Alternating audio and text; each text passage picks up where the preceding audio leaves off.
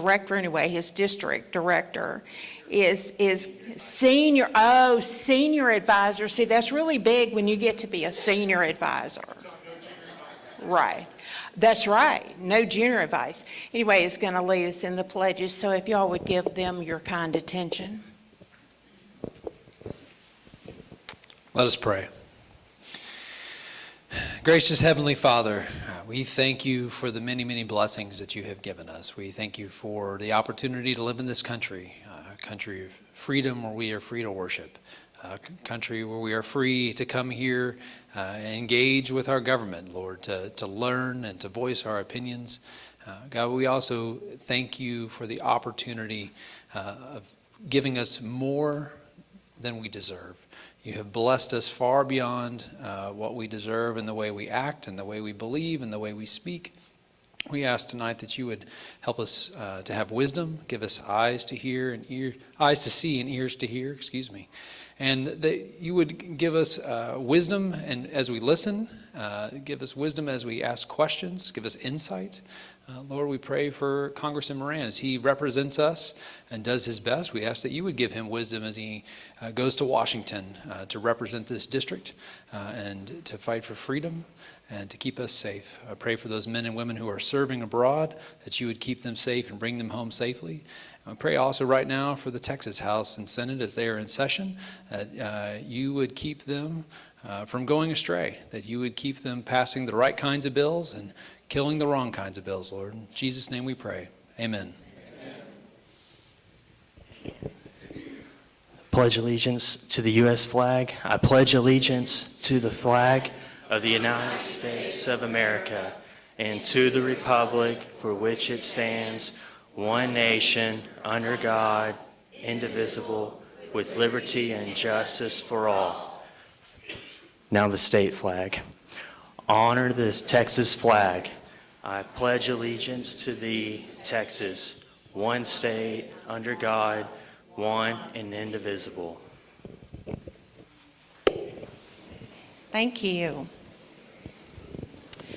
Okay, I see that some of you all, I noticed, had already written your questions on cards.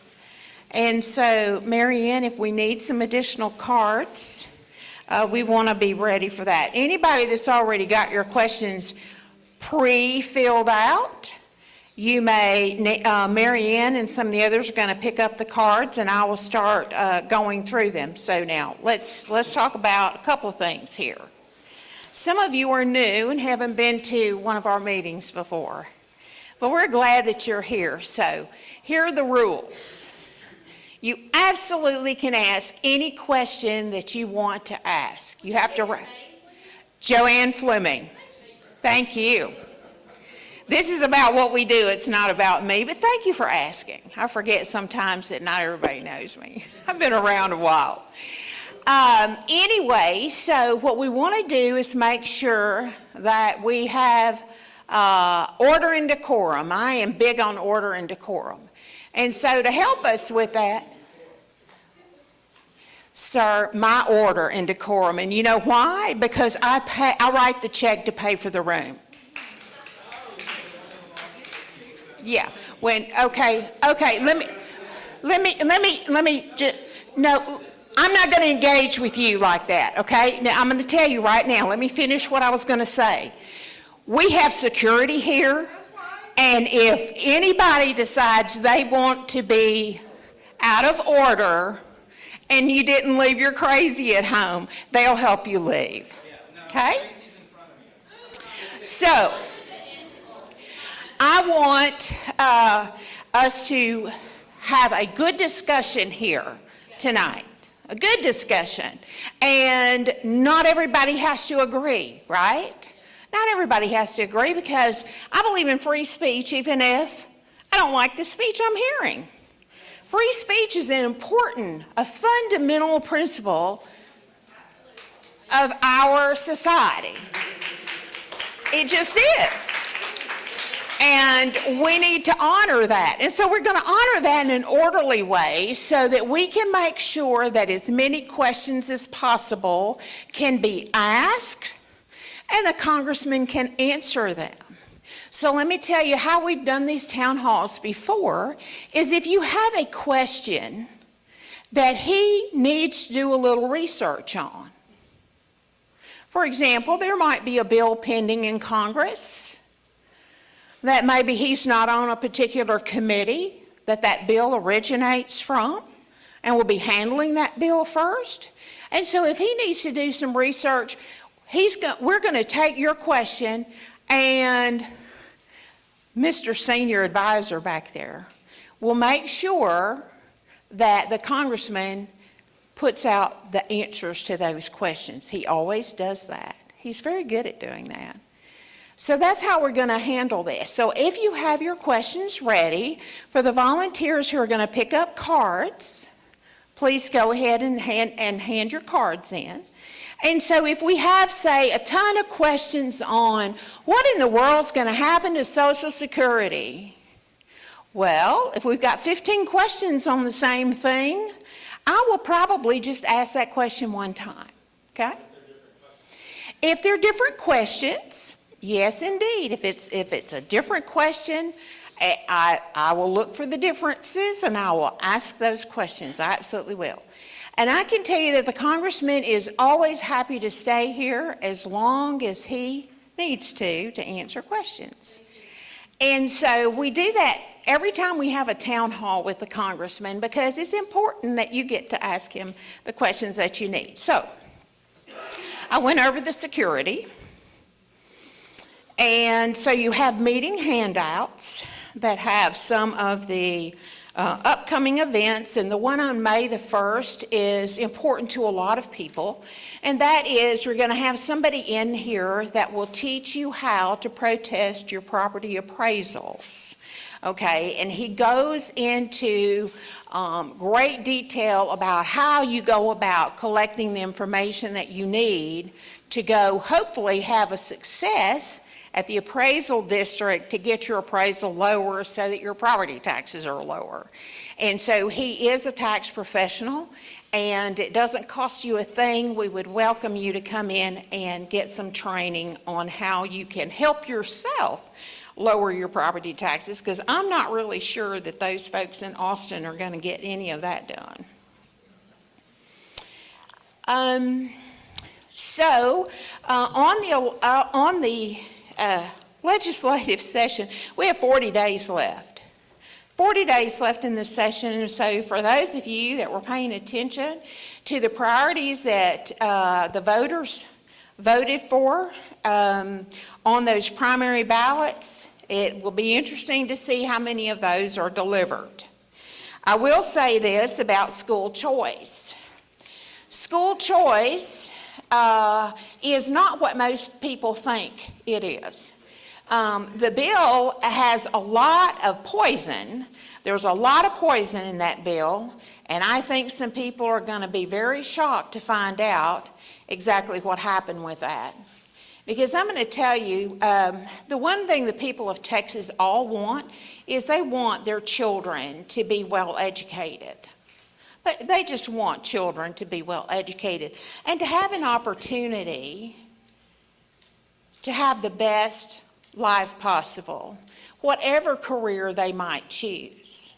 And so anything that doesn't hold the system accountable for doing that and to fund that appropriately, then it sets up failure for our teachers and it sets up failure for students.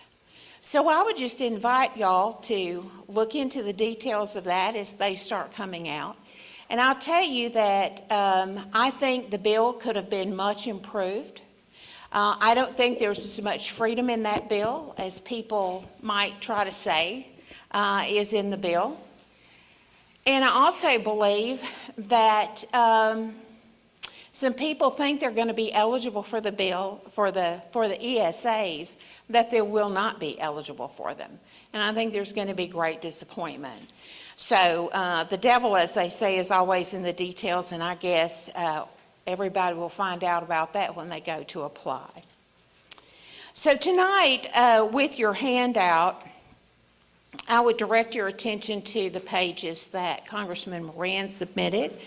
And they focus on his committee assignments, of course, the Tax Writing Committee, the Ways and Means Committee, and what they're doing, and it's really quite interesting. And I asked him to be sure that we focused and concentrated on the substance of the work that the Ways and Means Committee is doing, and also the Select Committee on the Chinese Communist Party, and limiting their influence in our government.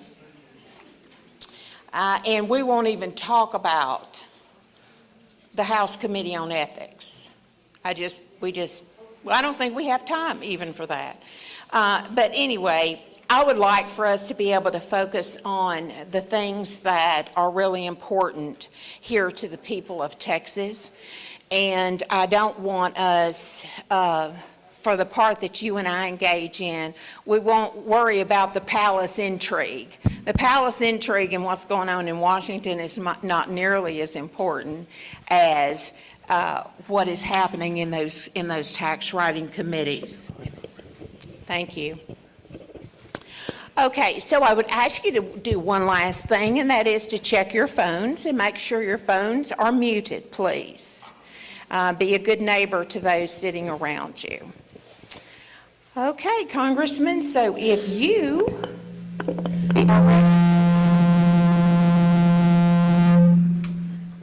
So now again, you have these cards, and if your cards, as soon as I hand over the microphone to Congressman Moran, I will come by and pick up your cards if you've already got your questions, and then we will take more questions throughout the evening.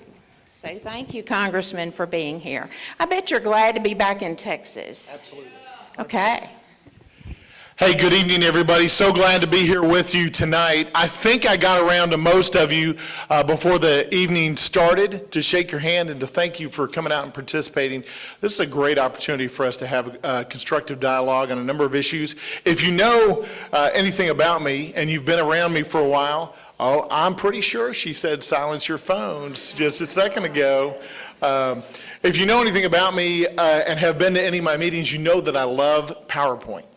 I'm a PowerPoint guy. I speak through PowerPoint. So tonight I got a little PowerPoint presentation that's going to help get us started before we take questions, because I want to make sure that we set a foundation for some of the things that are happening in Washington, D.C. that you would not normally hear about on TV or at the top of the line news, no matter what news station that you watch or radio station that you listen to. Sometimes you don't hear about all the things that we're actually doing or the process that actually is taking place, and I think that that's a really important place for us to start. Before I do that, I want to remind you that I love representing the 1st District of Texas. I really do. How many of you dealt with me when I was the county judge here in Smith County?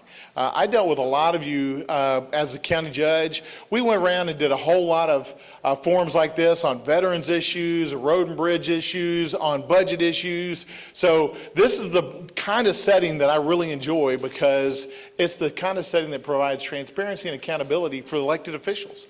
No matter what your viewpoint is, and Joanne, I was glad that you said that earlier, because regardless of the viewpoint, we want to be able to hear your voice and your concerns and answer your questions.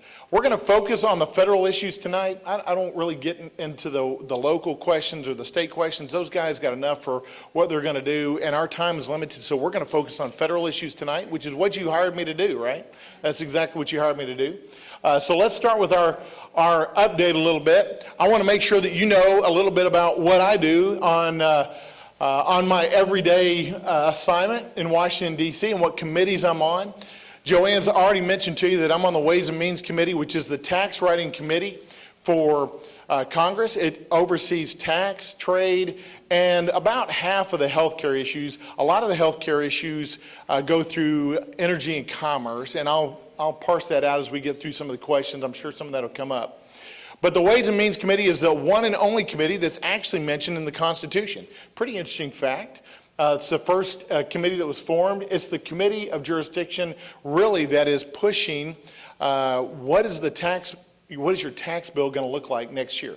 And it's really important to you. We're going to get into the details and the weeds of that as we go along. I'm on 3 subcommittees: the Oversight Subcommittee, Social Security Subcommittee for Ways and Means, so we can talk about that. I'm sure we will, and Work and Welfare as well. Those are the 3 subcommittee assignments that I have on Ways and Means. I'm also on the China Select Committee, which is, they call it a select committee because most committees in Congress are appointed by a large body, like a committee on committees, effectively, but a select committee is appointed by the Speaker of the House. The China Select Committee is an important way for us to push back on China's dominance or attempt to be dominant in the world. And we've got to be able to do that. We're going to push back in a lot of different ways. So I'll tell you a little bit about what I'm doing there. And then most recently, the Speaker asked me to be one of 5 members of the Republican Party that's on a bipartisan, co-equal committee, 5 Republicans, 5 Democrats on the Ethics Committee. And that's really for us to self-govern our code of conduct that we actually approve, and we try to do that in a nonpartisan way to make sure that as people raise money and they spend money and they're doing their travel, they're doing it in a way that fits with the rules in Congress. And so when the Speaker came to me about that, that's one of those things that you don't seek out. But when he asked me to do it and said, I need somebody judicious, I need somebody that will objectively look at all the facts and then do it, apply those facts in a nonpartisan fashion, I said, I'm happy to do that for you, Speaker, because when the Speaker calls on you to fulfill your duty, you need to be able to do that for him. Let me tell you some of the things that we're working on that I've actually introduced, some of the bills that I've introduced and co-sponsored that may be of interest to you or I think are very important issues that we need to deal with. One is on the Ways and Means Committee, the Family and Small Business Taxpayer Protection Act. You know, there's still about $80 billion out there that has not been spent yet from the Biden era that was intended originally for, you guys remember all those new agents that were going to come out? It was intended for those agents and enforcement, but it was also intended for technology upgrades and for customer service, preserving the information technology services to expedite the way we serve our customers instead of going after our taxpayers. And this bill actually says, hey, you know what? We need to, the money that's left over, we need to focus on just the information technology services and the customer service stuff. We don't need more enforcement on everyday Americans on their tax bill. It's too complicated the way it is. There's too much focus on that, and we don't think that's where the focus in D.C. needs to be. It needs to be to serve the taxpayer, not to punish the taxpayer. And so we want to roll back some of that money that Biden put out there originally. Then another bill that we laid out there that's gone under the radar is this access to credit for our rural economy. This is a Randy Feenster bill. I like this bill, and so we got on it to help co-sponsor it because this provides access to capital, more access to capital for farmers in small communities, in rural communities across America. And don't you know, farmers are really the heartbeat of our nation, that middle part of our nation, and food security is national security.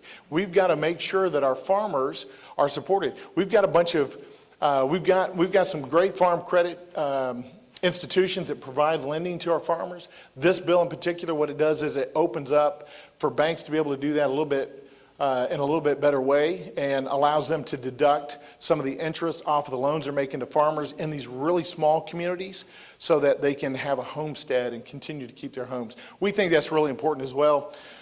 Much more on the Ways and Means that I'll talk about here in a second that's not up there. On China Select, I refiled my no dollars to the Uyghur Forced Labor Act. Does anybody know who the Uyghur peoples are? Yeah.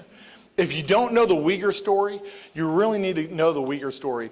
I talked about this at our last town hall back in October here in this room. I'm sorry? There are Mexicans. So the Uyghurs in the Xinjiang region of China are really enslaved. And they're a Muslim people group that the Chinese use to use as really slave labor. And then a lot of those products and services that come out of the Xinjiang region end up in the United States. And so we do not want to support that slave labor that's coming out of China. We want to say to China, there's a moral issue here, not just an economic, but a moral issue that is repugnant. And we need to push back on that. So this says, hey, if the government's going to enter into any contracts It cannot do so with any business that gets their product or service out of the Xinjiang region of China that uses that slave labor. We also signed on to Chip Roy's bill, Securing America's Land from Foreign Interference Act. Really important bill. We're hearing this at the state level too, and we applaud the state guys and what they're trying to do to keep China out of owning our land. And that's a really significant issue, is particularly agricultural land, because as they buy up property, then they control more of the agriculture domestically that we have here to feed our kiddos and feed our nation. And that becomes problematic. And so they're also involved in buying up land near military installations. Pfluger has a good bill on that we were on last session, and he's going to refile it this session. That'll say China cannot buy land near a military installation. We think that's important as well. So some of the other bills that I've introduced and co-sponsored this session include the Border Security Investment Act, which is actually the first bill that I filed in Congress. We sat around the table when I first got elected 2 years ago, and we said, you know what? Border security back then, of course, was just a mess. And how could we take away the incentives for people to come across the United States and do that illegally? How can we incentivize them to stay and go through the legal process? Well, one of the ways is a lot of folks will come over and they'll work and they'll send money back without ever paying taxes, and everything's a cash transaction. And so we said what we need to do is we need to stop that, and we need to provide a fee associated with any transfer back to these countries. And so that's why we filed this particular bill. We also filed the Restore Patent Rights Act of 2025, which restores the right of patent owners to quickly block their infringers by getting an injunction. Now, why is this important in particular as it relates to your property? So I'm really curious about the signs, because I didn't know we had so many intellectual property experts in the room, but this intellectual property bill is really important to American ingenuity, because when infringers infringe on smaller companies' patents in particular, those smaller companies really don't have the right of redress the way that they would like to have that right of redress, because there was an eBay opinion that took away almost an automatic right of injunction if you had a valid and enforceable patent, and it was found to be so after a trial. Once you got through that process, before the eBay decision about 12 years ago or so, you actually could get a permanent injunction against that company that was infringing against you. Well, so after eBay, then it became really hard for you to be able to get that injunction. Well, that made it less valuable for you to come up with a new invention, because now you couldn't protect your patent rights quite as much. That bundle of rights that you had as it relates to patent rights really was diminished. So the fair market value of your innovation went down. We want to restore that. And as a result of that, actually, a lot of people began to go overseas and hold their patents overseas and seek redress from other courts, including courts in China. Now, that's something you don't typically hear about in the news, the nightly news. It's a really technical, kind of deep issue, but we think that's really important. Also filed the Building Youth Workforce Skills Act, which is something that we had worked on last session as part of the WIOA reauthorizations. Anybody know what WIOA is? The Workforce Innovation Opportunities Act. It's what funds our local workforce solutions through the state of Texas. That's the bill that kind of sets the parameters and provides the funding for that. And working through that process, we thought, you know what, we need to make sure that we allow for workforce boards to fund skills training for in-school youth. How many in-school youth you know that need to start that training earlier and to get their skills built up so that when they get out of high school, if they decide not to go to a four-year college or a university, they can get a great job. We want to see that happen with them. So we filed that back. The Prove It Act is another one that we filed last session that we refiled this session with Brad Finstead. We think that if the federal government is going to impose a regulation on somebody, that they ought to actually have to follow a 1980s law that says you've got to say what the cost is on that business for that new regulation before it goes into place. Well, about 75% of the time, the federal government doesn't do that, even though the law requires you to do that.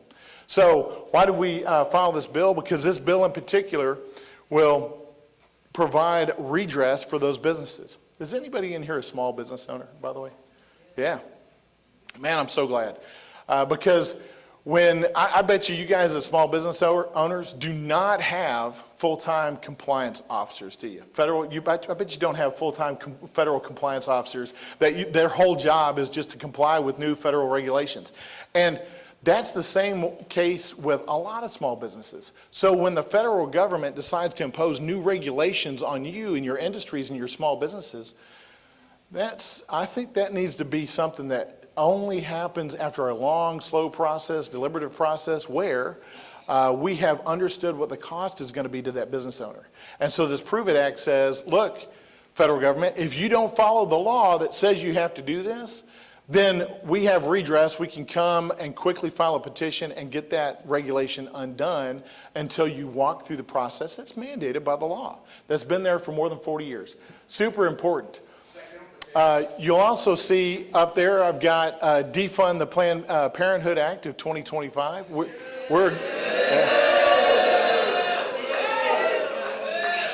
Should I? So I'm very proudly pro-life, and that's something that's been a real foundation for me for a long time. So, you know, it's interesting. When I got elected, when I ran for office, I actually used this particular portion. Then you must be in the wrong place, because listen, I know. I'm happy to talk to you guys about this. So when I ran for office, I was very clear when I ran for office that I'm 100% pro-life. 100% pro-life. And happy to be pro-life. And the interesting thing about differences is I certainly respect the fact that you may have a difference of opinion, but I have a firmly held moral belief that life begins at conception. And so as a result of my very firmly held moral belief, I'm happy to talk to you guys, and I've heard you, but I don't think you understand.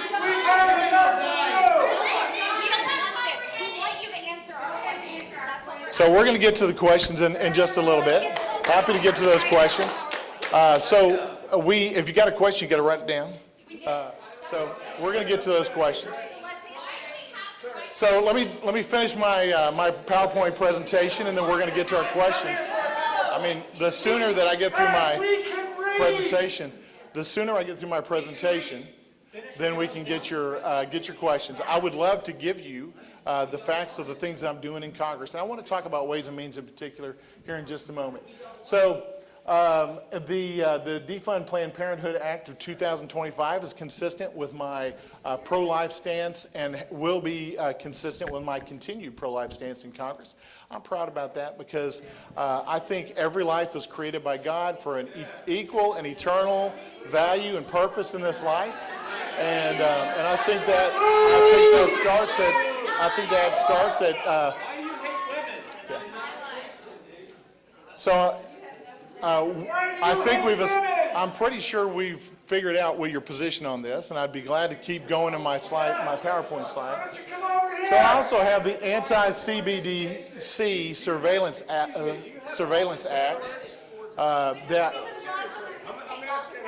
So if you have a question, feel free to write it down. Anti-CBDC Surveillance Act. I know, and we're going to get to it. So, You know, in Congress, let me address the colloquy that's not happening here, the really interesting behavior, because in Washington DC, I have a number of friends across the aisle that disagree with me on this issue, that we talk about and debate these issues, but we actually do it in a very civil way. We do it in a very civil way. And so, I've said from the beginning when I started in Congress that I'd plan to represent the 1st District of Texas with four things, four value systems: effective statesmanship, steadfast principles, humble service, and bold action. I think how we behave in this life and how we go about our business actually is just as important as what we stand for, and why we do it is even more so important. And so when I'm in Congress, and those of you that dealt with me on the city level or the county level, you would know when I'm in Congress and when I debate issues substantively with folks, I've actually never treated somebody the way you guys just treated me. And so we can have a substantive debate. We can have a substantive debate in a very civil manner. And so, all right. So let's go on. This anti-CBDC Surveillance State Act prohibits the Federal Reserve from issuing a central bank digital currency. I think it's really important too. We don't want to see a central bank digital currency out there. We want that in the private sector. Government doesn't need to have anything to do with issuing those currencies. So I think that's important as well. And then our Protect Our Children Reauthorization Act to try to reauthorize some very important bills that protect our kids online. So that's part of what I'm up to. Now, let's talk about the House budget. Let's talk about reconciliation, because as I'm on Ways and Means Committee, we're going to get to those questions in just a second. Yeah. Many of us will stay as long as you want to watch to Well. your PowerPoint. But I suggest that we actually do the questions first. Right. Which is why most of us And I suspect a lot of probably what you want to ask, I'm going to answer in some of my PowerPoint. So let me go through the PowerPoint, because this is really, really important stuff.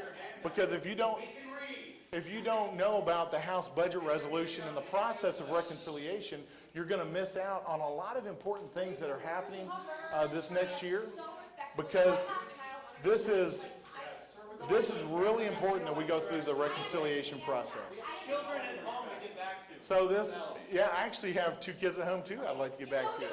So this House budget resolution that passed recently, this is important to think about, because so many people have said things about the House budget resolution that are really untrue. And this House budget resolution that just passed in the last couple of weeks, what it does is it starts the reconciliation process. It kicks it off by saying to all the committees of jurisdiction, here are the things that we need you to do. Either you can you have to reduce for Agriculture Committee, reduce your spending by $230 billion, or for example, when it gets to Ways and Means, where I'm on, it says you can go up to $4.5 trillion. Why? Because that's the cost of extending the Tax Cuts and Jobs Act provisions of 2017. And so we'll get to that question. It's a great question, because as we go through this process here, what we want to do is end up budget neutral. Deficit neutral at the end of the day. We don't want to spend more money than what's coming into the government. That's what's happened for decades, right? That's what's happened for many, many years. That's why we're in $37 trillion worth of debt presently, and so we don't want that debt to continue. So you see the amounts that are designated for each one of the committees of jurisdiction for them to actually come back then and do their work, which is what's going to happen now that we pass that resolution. And in the next month, we'll do all that work, and then we'll go through that in a very public forum, put that out for debate on each committee by committee, and then that goes back to the Budget Committee, and then they have more debate with the consolidated bills from every one of those committees of jurisdiction, and then they end up, here's that process, then it ends up on the House floor, and then we have more debate on it. So there is tons of public debate ahead for each one of those issues. Here's what most people have said about the budget resolution, though, is they've said, you know what, you slashed Medicare, you slash Social Security, you slash this or that in that budget resolution. And actually, the budget resolution does nothing but give numbers. And then those committees have to go through their work and figure out how do they save that money. So that's where we're at right now. There's also a really important thing called the Byrd rule, because when it goes over to the Senate, the way reconciliation works is it avoids the 60-vote threshold in the Senate. That's why we go through the process. But there's still some rules in place that will say, but you got to keep it constrained. One of the rules is you can't touch Social Security in the reconciliation process. Now, I suspect that that's probably a shock to most of you, because most of you may have heard that you think we are cutting some Social Security in this process. The interesting thing is that the Senate parliamentarian knows we can't do that. You can't even touch Social Security in the reconciliation process. And so you also can't get outside the jurisdictional bounds. You can't get into policy in the reconciliation process. You got to stick with the actual numbers. Now, here's the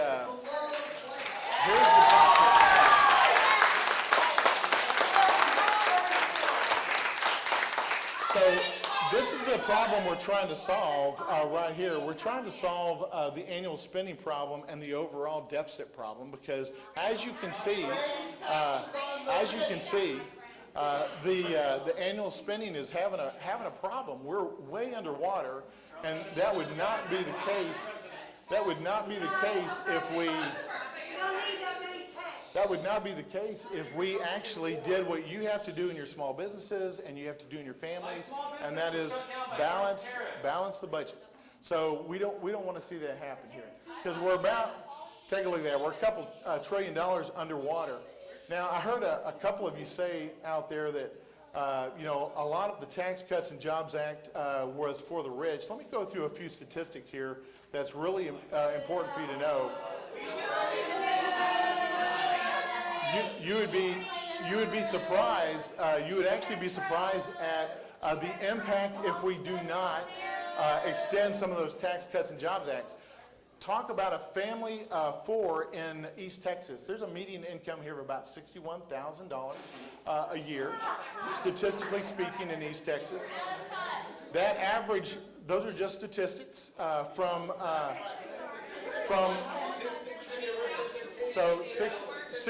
family making $61,000 a year would see a tax increase next year, if we did nothing, of about $1,142. So we're gonna keep going through this stuff, and we're gonna answer that. I believe in tax cuts, by the way, for everybody. I think the lower the taxes are, the higher your liberty is. And there is.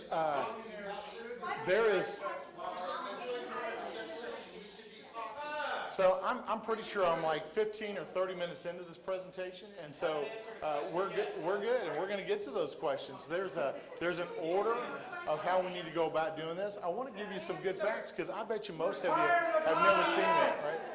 Well, ignoring the facts probably won't get us anywhere as we get through our discussion tonight. A family of 4, by the way, that was making. A family of 4 that's making about $100,000 would see almost a $2,500 tax increase. That's just not something we want to see happen. Those small businesses that you guys mentioned earlier, if you're a pass-through entity, how many of you do pass-through entities? About 90% of every entity is a pass-through entity in the United States. And for those that use pass-through entities, you're actually going to have about a double of your tax rate. You're going to go from 21% to 43% next year if we don't do anything. So we need to be able to provide you that money back so you can do with it what you want long term. All right. I'll skip through. These are actually numbers that you can check on your own and verify. And here's a great number for you right here. So one of the things that we got to look at going forward to 2033 is this issue right here, that if you look at anybody, Democrat, Republican numbers, it doesn't matter. By 2033, Social Security falls off a cliff because it runs out of money. And so what you end up having to do is, at that point, there's an automatic reduction of benefits. We don't want to see that. We want to preserve that. So it goes, that's right. That's what that graph is. No, you could make it So completely sustainable. let me call out a little misinformation in both parties, and this is, I do it for both parties because I think what we're seeing is misinformation on both sides of the aisle. And so we want to make sure that we're being equal in our criticism here. And so I wanted to call out two things. One is, see these billboards on the left? The Washington Examiner has a great story about this, that you saw these billboards out there that were saying that the vote, this budget resolution vote that happened, was a cut in Medicaid or Medicare or Social Security. And so billboards went up around the country about that. And they had to be taken down because once they were challenged with that, they realized that it was actually potentially defamatory because there was no basis in fact. And so the Democrats actually took those down. They actually took those billboards down. Now the other thing is, I'll tell you, is Republicans actually, or conservatives actually do a very similar thing. I saw this on my Facebook feed, and I had to take a picture of it because on this particular thing that circulated around conservative circles, it shows the same vote, and it says we voted to no taxes on tips and no taxes on overtime, and the truth is that didn't happen. And so I was curious how conservatives were circulating that misinformation while liberals were circulating a whole other bad set of information. So anyway, what we want to do. What we We came here to ask questions, not listen to his bullshit. What we want to do is, well, besides being respectful, is to be honest about the conversations that we're having. So, all right, ways to connect. Hey, guess what? I flew through that and skipped a bunch of my notes to cut it down short. If anybody had been here, anybody had been here in October, you would have seen me with about an hour and a half. I think I went about an hour and a half with my PowerPoint presentation in October because it's really important. All right, so let's take a few questions. Joanne, do you want to take some questions? Thank you.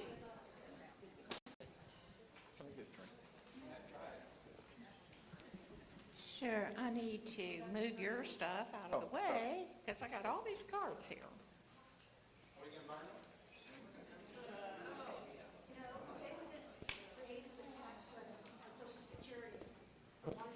Okay, the first question. If the Department of Education gets dismantled, it will increase the size of the caseloads of students that each teacher has per class period. If we can expect the volume of classrooms to go up, how can we expect the pay of our teachers to go up when their paychecks mostly depend on federal funding? Also, this is the second part to that, how can we ensure that each student receives quality education when one-on-one time with the teacher will be almost impossible to manage?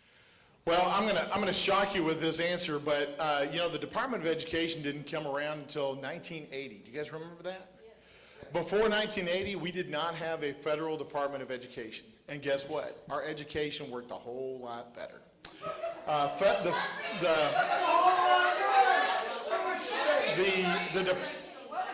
The topic of education. I was on Education Workforce Committee last session. So I'm pretty sure you asked me to answer your questions, and I'm pretty sure I'm trying to answer your questions. The Department of Education at the federal level really does not help your students at the local level. More local authority and more state authority would be better. And in fact, it's the state's responsibility to take care of education. I'm actually proud to have a bill that calls for the liquidation of the Department of Education over time. We filed that bill this session. We worked on it for about 2 years. My kids go to public schools. I graduated from public schools. I'm proud to support school systems. I worked in school for a while. My wife was a teacher.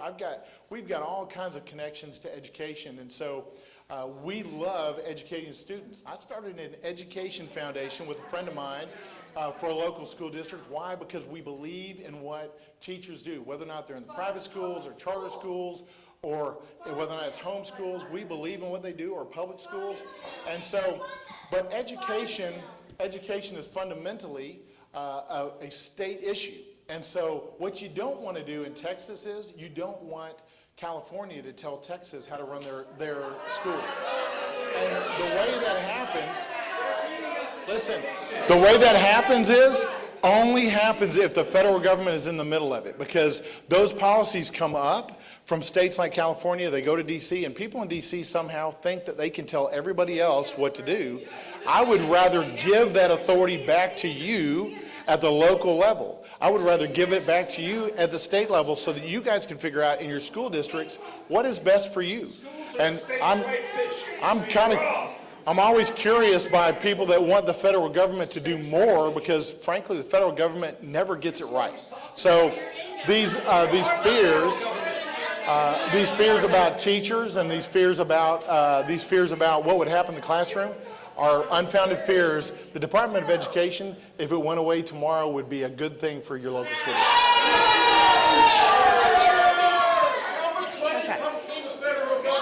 The president recently stated, "We cannot give everyone a trial. It would take 200 years. Suggesting due process isn't feasible for deportations." Simultaneously, his counterterrorism advisor, Sebastian Gorka, implied that Americans advocating for due process are aiding and abetting terrorists. Do you agree with these stances? Should defending constitutional rights now be considered a criminal act? Well, listen,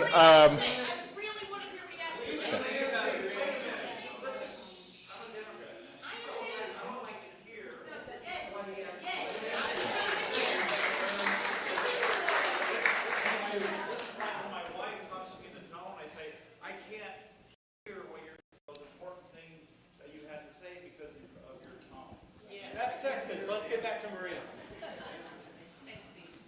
so listen, on the immigration issue, I'm really glad to see President Trump actually exerting the authority that needs to be exerted to enforce the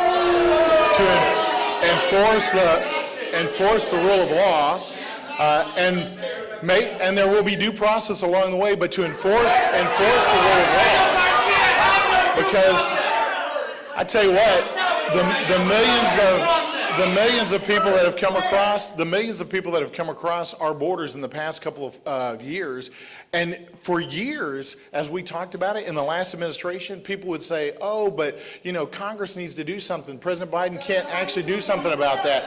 The truth was, we need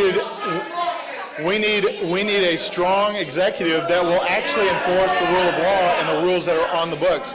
And that's what we're seeing right now. So I applaud the efforts to try to get us back to a rule of law situation and to follow the immigration process.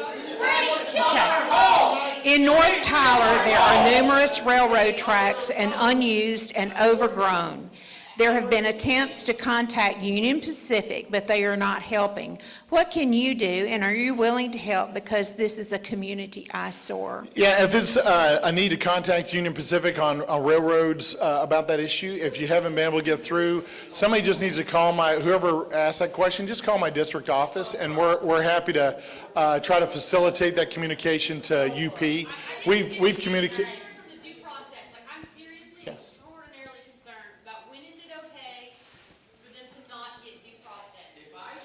Listen, the Supreme Court is going to make sure that the rule of law is followed in this situation.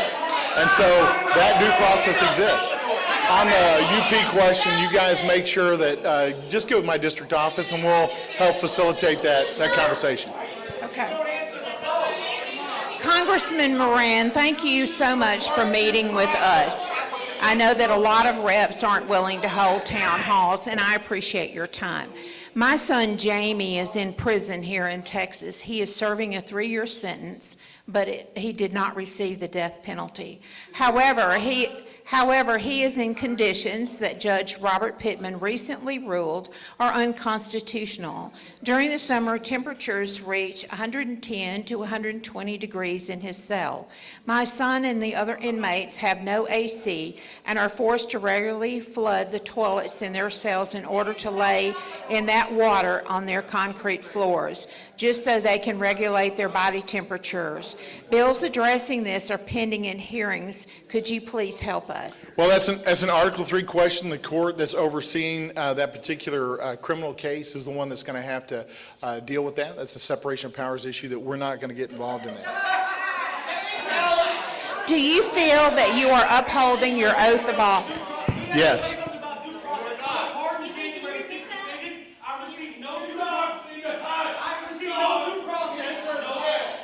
Congressman Moran is a former student at Texas Tech with a Bachelor of Arts degree in Russia. And having spent time in Russia, you shared in a C-SPAN interview following your election to Congress, you expressed your support for Ukraine and of NATO. Now that we have a new administration, what is your current stance on continuing this support? If so, what types of support would you recommend? So, as I understand the question, what we want to be able to do is support the president in trying to reach a deal to make this war go away between Ukraine and Russia. And so we're happy to answer these questions right here. So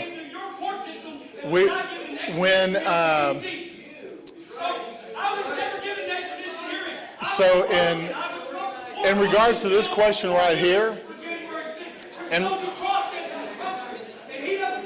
in regards to this question right here, we're talking about the Ukraine-Russia issue. We're really happy that President Trump is trying to bring resolution to that, and hoping that wraps up as quickly as possible. I think that probably answers that question. Okay. How do you justify funding the school voucher bill when many counties in Texas have no private schools? The question was about school vouchers, which is a state issue. It's a state legislative issue, not a federal issue, and so that's a state issue. What steps will you take to ensure freedom of the press? Well, I think that we have plenty of freedom of press in this country. We've seen just a plethora of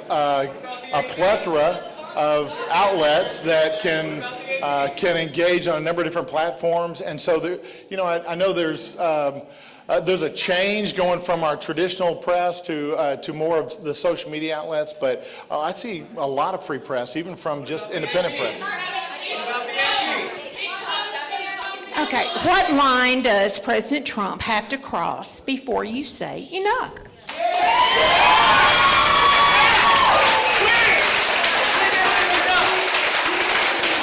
So I think that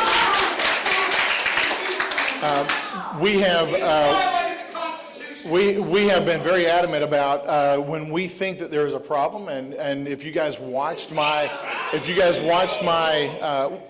how about I, not a we, I have been very adamant that when I see something that I think is against the rule of law, against separation of powers, we're gonna speak out. About 2 weeks ago, we were in a hearing about 2 weeks ago in our Ways and Means hearing, and we pushed back on what President Trump was doing in some areas and made that clear. And so on trade issues in particular, I've said very vocally that I like the short-term negotiation strategy that's engaged, but the tariffs as a long-term economic policy, I think there's some real concern there, and so I'm hoping that, and I believe that Trump will be successful in his strategy here, bringing the other countries to the table, renegotiating those deals, getting reciprocity across the board, making sure that we get treated fairly here, our ag products get treated fairly across the world. There's so much that we have overlooked in the past decades that has gone on. Trump is resetting the world stage on the economics. And we think that that's a good thing. There's a little bit of, and by the way, our allies are not abandoning us. I've talked to, this is interesting to me because I talk frequently to ambassadors from countries of our allies, and I can assure you, they know that they have been mistreating us in a number of economic ways, and they're going to come to the table, and there's going to be some better trade deals for the United States. Okay. This person says, I am very concerned about the drastic cuts in foreign aid, food and vaccines from USAID. I want to know how Congress is going to restore these needed funds and also protect the work of the National Institutes of Health. Well, I got to tell you, I mean, with a lot of what you've seen out there in these agencies, we are going to have disagreements on what should money be spent on and what it should not be spent on. And these are two in particular that I think we are going to disagree on, because there's been some really horrible findings that we should not be spending monies in certain areas. Now, here's what's happening when we talk about the agencies and the revamping is. It's kind of like spring cleaning. In order to do some spring cleaning, you gotta take stuff out of the garage. You gotta sweep out the whole garage. You gotta look it all over.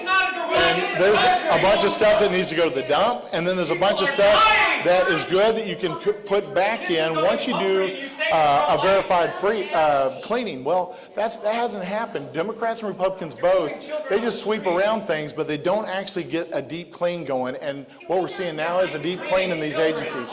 When you see it resettled, I think you're going to see a lot of the good stuff put back in and the bad stuff back out to the dump.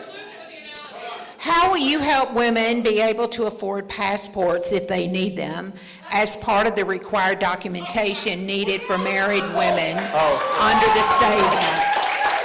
Yeah. Well, this is a false ACLU talking point. It's a rabbit trail.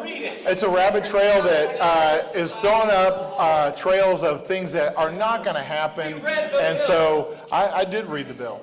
And so I think your fears in that regard are not well founded. That's not going to happen.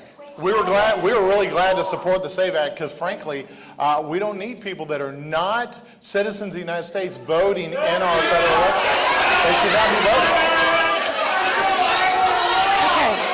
Who would be responsible for determining which forms of identification are valid, and how will those people be trained? Yeah, it's actually listed in the bill which forms are valid, and those people already are in place. They just have to follow the rules according to what the bill's going to say, or what the bill has laid out for the different identifications. Thank you for sponsoring legislation to protect the Uyghurs. What are you doing to protect the rights of American citizens and legal residents and immigrants? Oh, yeah. So, we really work on behalf of you guys here in the Northeast Texas region, the 1st District of Texas, to make sure that you get more liberty and to protect your rights. I think that... Yeah, more liberty. Well, one of the things more liberty means is more money back in your pocket, because we want you guys to be able to make the decisions on where that money goes and what you do. And so one of the things that I talked about up here that you guys shouted over me about rights was the patent rights. How many of you in here have good creative ideas? I mean, it's a really good creative idea. And as a result of protecting innovation, which we're one of the leaders in Congress in intellectual property rights, that kind of stuff, I think, goes a long way. We also filed a bill called the No Fake. We were one of the original co-sponsors of the No Fakes Act. And it says that you have a personal property right in your image and in your voice. Well, that's protecting you. It's a protection for you. And that's the kind of thing that we've seen some states do, but the federal government needs to do that. So those are just two specific examples of how we're protecting your rights. Go ahead. Do you support the United States exiting NATO? Can you answer a question, please? Yeah, I've been answering the questions, and so this question here is about whether or not we need to exit NATO. I actually do not support us exiting NATO. Go ahead. People here want to have questions, they would want to have their questions answered. We don't care what's on the. Well, sir, I care because all These are your these people questions. wrote their questions down. All these people, no. Doge and Trump claim to have found billions of fraudulent payments. Fraud is a crime. Please provide a list of indicted fraudsters unless the indictments are sealed, such as public records. Yeah, I think that those things will come out as we move through the process. We've already got a list of the money that's have been identified, but fraud is a crime, and the law enforcement portion of the executive branch will move forward with prosecuting those that have engaged in fraud. One of the things that we did just a couple of weeks ago was we passed a law, and we passed a bill that's going to get signed into law that extends the statute of limitations for those that have committed fraud related to monies that went out during COVID. Well, that time frame was coming up, and that statute of limitations was going to end here in a couple of weeks. But there were still a bunch of cases, more than 100,000 cases out there, so we extended that statute of limitations out for another 5 years because the executive branch, which is the law enforcement arm of government, right? That's what they do, they enforce the law. That they need to go after those folks and need a little bit more time. It's unfortunate that President Biden's law enforcement folks didn't do that. They were focused on other things. Do you believe that Kilmar Abrego Garcia should be returned to the United States? I think that process is going to work itself out through the courts, and so when it works out, then I'm confident that our Supreme Court is going to make sure that the rule of law is followed, and that the appellate process ensures that he gets the due process that he's due. As a member of the Ethics Committee, will you support the bipartisan bill that would stop Congress members from trading stocks while holding office? I've actually already got on one of those. And by the way, I don't trade stocks, and I haven't since I've been in Congress, and I'm happy to support that bill. Why has Congress surrendered their Article I role in setting tariffs to the president? And number two, why has Congress resorted to trickery and gimmicks to pass the extension of the failed 2017 tax cuts? Well, I can assure you there's no trickery or gimmicks to it, to extending the Tax Cuts and Jobs Act.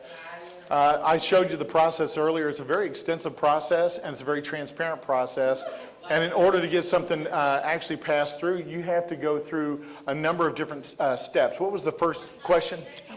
I want to get the first question. Oh, on the Article I powers on tariffs. So you guys probably saw the executive order was issued. There's some different sections that give the president authority. Section 232 is one that Biden and Trump both used for a number of years on steel and tariffs. But there's a law called IEPA, which is emergency powers to the president to be able to issue orders like this as well. And so that's how he had the executive authority to do that. Long term, if they stay in place long term, I think you're going to have to see congressional action on that. And I hope that we have a chance to be involved in that. And right now, I know that we're going to, when we get to that process, but when we get to that process long term, in the short term, IEPA provided the authority for him to do that. Why did you allow the Department of Education to be defunded? This affects me and other disabled people from getting the help and education we need, and people who rely on free lunches may starve from not being able to afford food. Well, see, this is, unfortunately, the question doesn't understand the facts of what's actually going on because it hasn't been defunded. The programs, if you look at the executive order, by the way, if you look at the executive order that President Trump signed on the Department of Education, it says, according to what the law is presently, he wants to get rid of the department, but those programs actually are continuing, and they haven't been defunded. As you know, the appropriations happen through Congress, and that appropriation hasn't changed. Now, I told you earlier, Thanks. And I'm very forthright and very honest with people about long term. I think there needs to be a weaning off of the federal government on this. The state needs to pick up. The state needs to pick up the vacancy there, and then school districts will not have anything that they have to worry about. Give them a long runway to plan for, but the federal government, here's what happens is the federal government gives you monetary strings, and then they want to send you policy that is contrary to what you want in your local school district. And so why in the world would you want that? I don't know why you would want that long term. I think you would want liberty to. What are you doing to address the FDA's halt on milk testing and that food and health safety standards are upheld? Yeah, that's outside of my committee jurisdiction, so I don't really know a whole lot about that issue. I'm focused on the tax policy and the trade policy stuff that we've been talking about. That really goes under the Ag Committee, so. President Trump posted on Truth Social yesterday that courts should not be playing as referee in his deportation efforts. He said, "We cannot give everyone a trial." Do you support this? As an attorney, you understand the constitutional right to due process.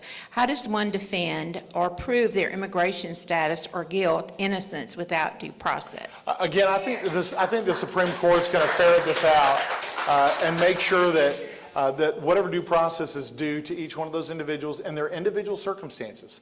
And there are many different circumstances that the Supreme Court is going to make sure that due process is followed in the manner that it needs to. And so we're going to support that. As a member of the House Ethics Committee, do you support an investigation of whether or not insider trading occurred by House members as a result of President Trump's tip-off to buy stocks?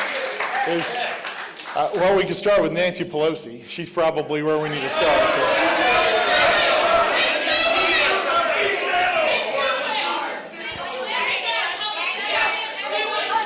Do you believe homegrown criminals should be housed in a different country?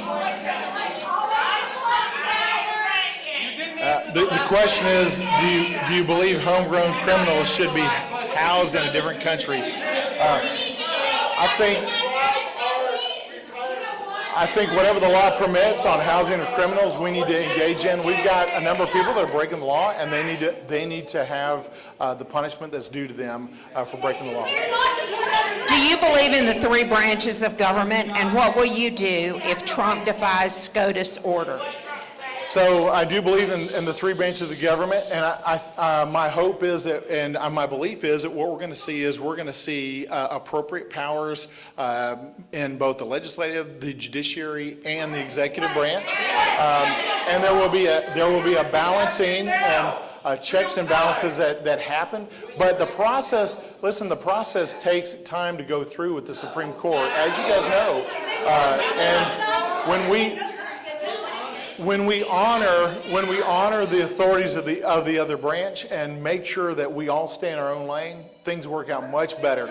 I would tell you that over time, I said this when I was on the campaign trail, it doesn't matter if you're a Republican or a Democrat, folks that get elected to office in the executive branch love to exert as much authority as they can. Both Democrats and Republicans do that. And we need to push back and make sure that they stay in their lane and we stay in our lane and the judiciary stays in its lane as well. Please share the times and the issues that you would reach across the aisle and compromise with Democrats. And what can you do for a retired Texas public school teacher who is living on a very modest teacher pension and who is deeply concerned about what is being done to the Department of Education? Yeah, so we actually already passed last year the WEP GPO fix. There were 2 fixes that were up, and that actually impacts.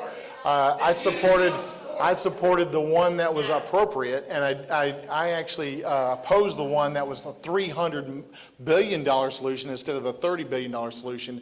The $300 billion solution swung the wrong way. And I was very adamant about having to do, because if you look at how the formulas played out, people were going to get paid more than what they were due. The $30 billion solution actually fixed the problem. So we actually addressed that last year. I wouldn't expect that to come back up. Will you support higher taxes on the wealthiest group and individuals? What steps are being taken that basic human rights are being upheld with detained migrants? So, listen, I think lower taxes for everybody, and everybody, because it provides you more liberty. I provided you some statistics earlier, and I try to provide some additional ones about how the impact was from the 2017 Tax Cuts and Jobs Act, and most of the positive impact occurred from the working person, for the working families, those that were under $200,000. And so we want to continue to support that. You know, we often forget that it's the small business owner that's driving the economy. We want to support that growth in small businesses. And so the number one thing that we can do, you know, I kind of have to laugh at sometimes that when Democrats talk about supporting wealthy, because, you know, a lot of the IRA tax credits that went through the Biden administration, did you know that some of those clean energy credits, there were 90% of those that went to companies with $1 billion of revenue or more in a year. Now, that certainly didn't go to the working man at all. And so we want to keep taxes low for everybody. Your small business initiatives are commendable, but if Donald Trump pursues a pro-private equity agenda, small businesses will ultimately be at odds with and at risk from private equity goals. The coming economic collapse will create record small business bankruptcies and foreclosures. How will you protect small businesses when capital markets dry up like they did in 2008? Oh, you know what? You give them back more money. And you know how you do that? Section 199A, which is set to expire. And if you don't know what Section 199A is, talk to your accountant about this, because for small businesses, this is critical. Really, really critical.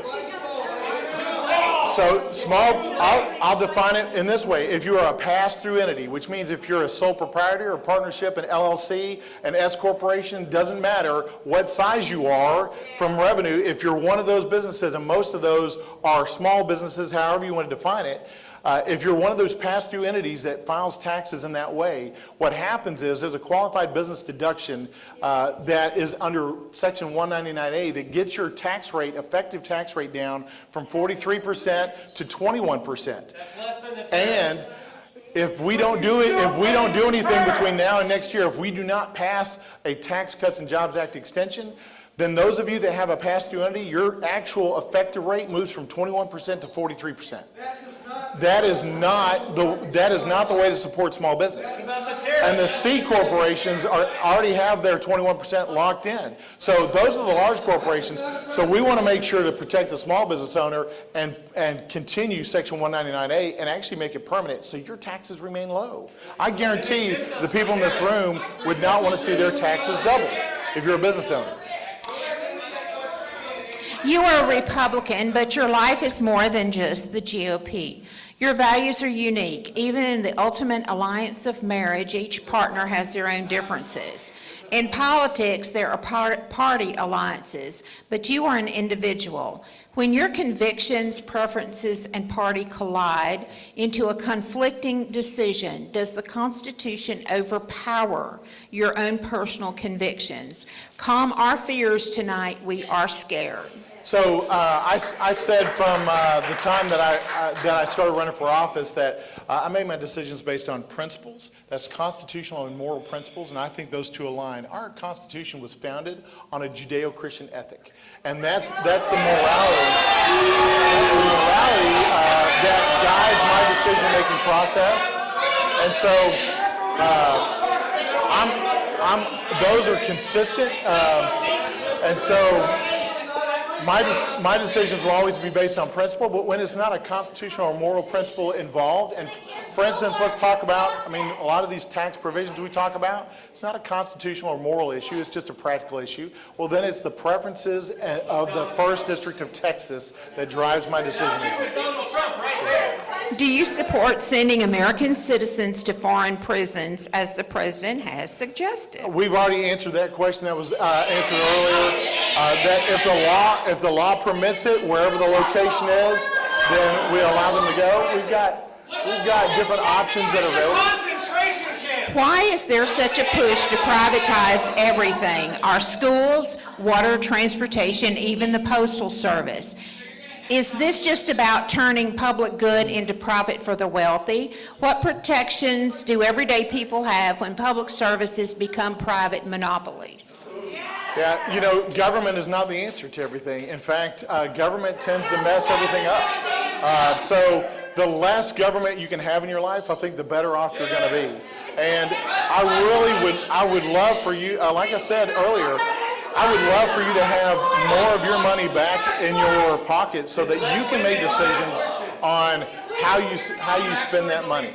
You don't know what's best for my family or anybody else. Given the proposed cuts to energy and commerce, Medicaid of $880 billion over 8 years, what are you doing to protect our most vulnerable population to ensure they continue to receive quality care with dignity? Yeah, it's a great question because when we talk about the energy and commerce $880 billion that are out there, there's a lot of opportunity and options for them to get to $880 billion without cutting the benefits of Medicaid.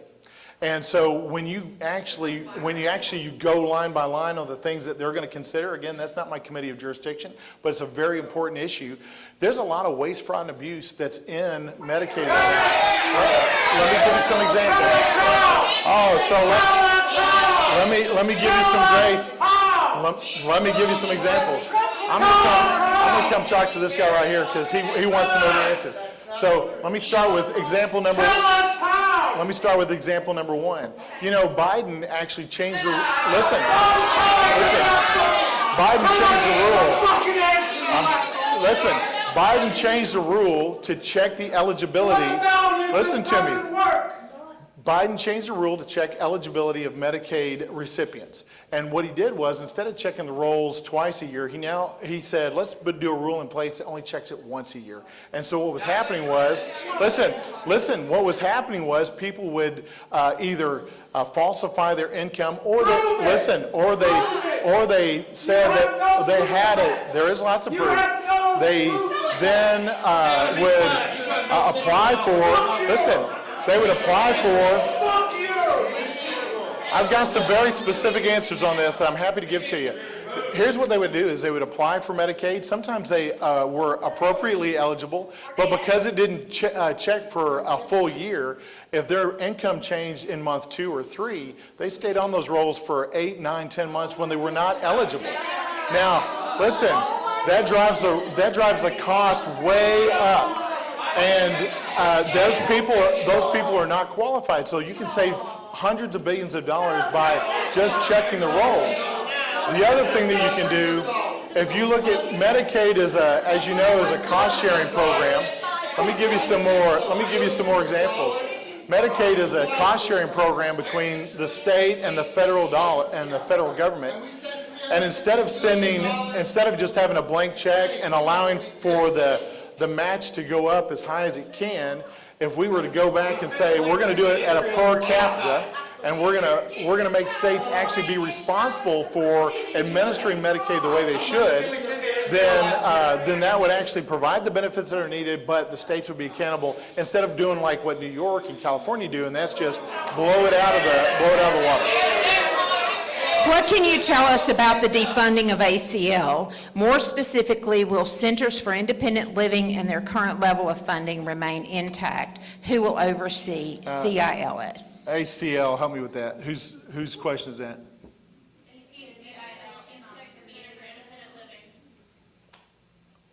Actually, it says ACL, but is that somebody else's question? All right, so I don't know specifically about that funding issue. I'm happy for you to call my district and office, and we can track that down.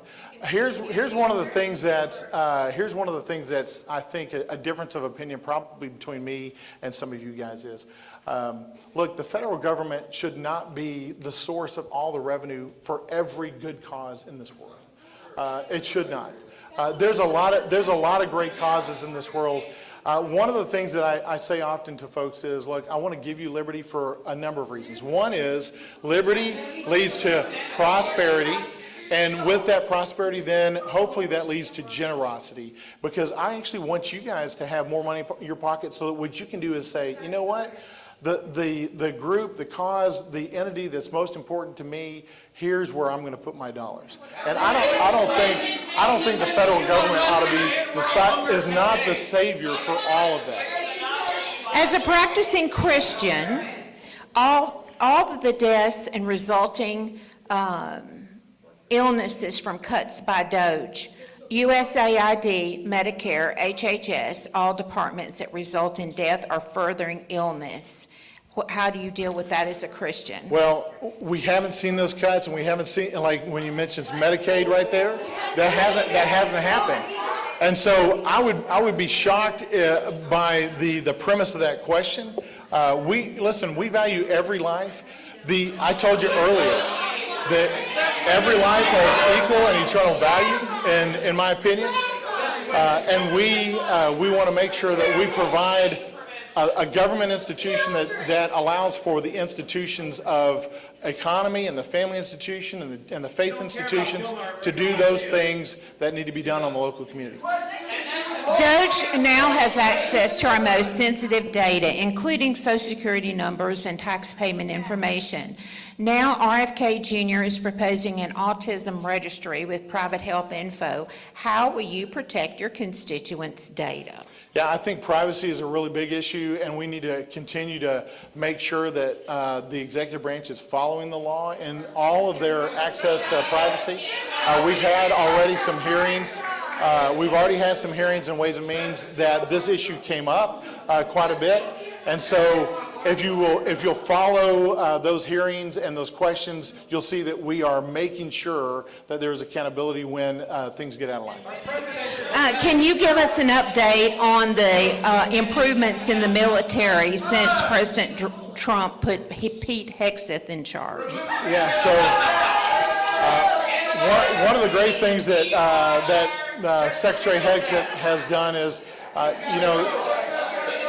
he's gotten rid of the DEI programs in the military.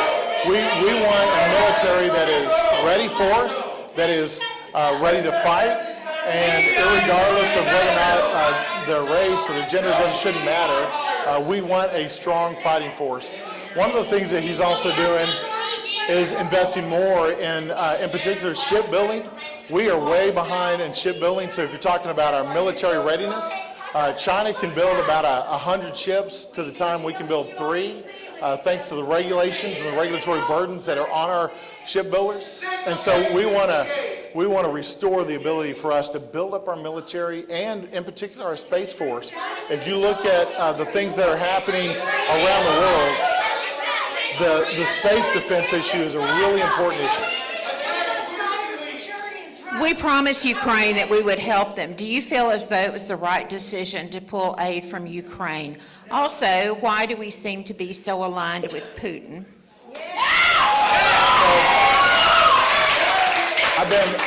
I've been very clear, even on TV in the last couple of months. If you guys watched any of the interviews with several stations actually here locally, that I believe Putin is in the wrong. He was the aggressor. He's the guy that we need to stand up against.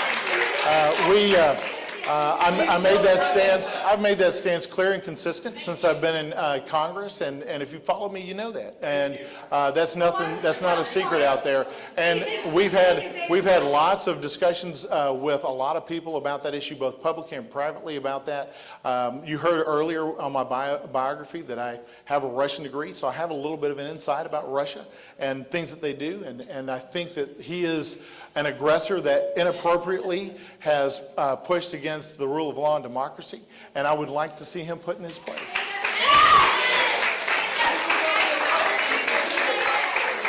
If legislators must find $1.5 trillion in spending cuts, why does the legislation include increased limits for deficit and national debt estimates after 10 years of $50 trillion? Half of that amount to cut is in energy and commerce, where Social Security is funded and managed in the Commerce Committee. Please promise no cuts to Social Security. So I'll start with. For real, this is not a policy thing, but I was actually had a curious question about that budget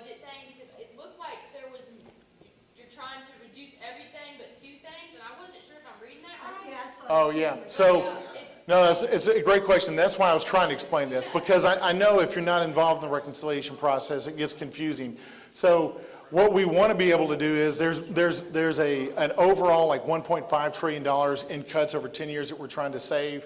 And then we want to make it deficit neutral in the reconciliation process.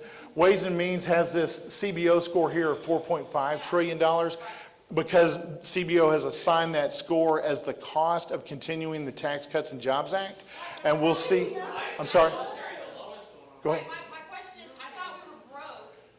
And so that's why it's a deficit neutral. And actually what happens is it provides growth, and it's deficit neutral because the cuts actually provide growth, which is what they did after 2017. When you cut the tax, when you cut the taxes in 2017, in 18 and 19, we actually saw real wages go up faster and more than we had seen in more than 40 years. And that was a result of the cuts that came. So let me answer this question. I get it, but I want to honor the process here. What are your feelings regarding removing the cap on Social Security wages? Before- If not, what do you propose to save Social Security? Yeah, so, and the last question mentioned Social Security too. By the way, it's not Energy and Commerce, it's Ways and Means that has Social Security. And as I mentioned at the very beginning, during the reconciliation process, Social Security by rule cannot be touched. And so when you see all this process here, you can't touch Social Security in the reconciliation process. Long term, I mentioned to you, that's why I showed you this graph. This is really important. Long term, you have to find a solution to Social Security because we want to preserve it for those that have paid in. You want to be able to do it. And in order to do that before we get to 2033, we've got to start making decisions and have great discussion. It's in the future years, but I can assure you this. The president has said, and I can tell you talking to my colleagues, we're not going to touch the Social Security benefits of people that are on them today. We're not going to do that. Nobody would do that. Nobody would do that. So, but what we need to do is, for your kids and my kids and the next generations, we've got to change, and we've got to, listen, we've got to change so that it's there when we get there and we retire. What measures are in place to ensure adequate funds will be available to address the mental health needs of those with low income or are uninsured? Yeah, so this is a very specific question on more generally healthcare related issues, and that's why I talked about Medicaid benefits not going away. The president has actually said that to us quite clearly, that he doesn't want to impact the benefits. We want to cut out the things that shouldn't be there and make it more efficient. But for those that need that, we want to make sure that that's there, including for mental health. And by the way, I was on the State Judicial Commission on Mental Health and did a lot of mental health here in the county level. It's really important to me.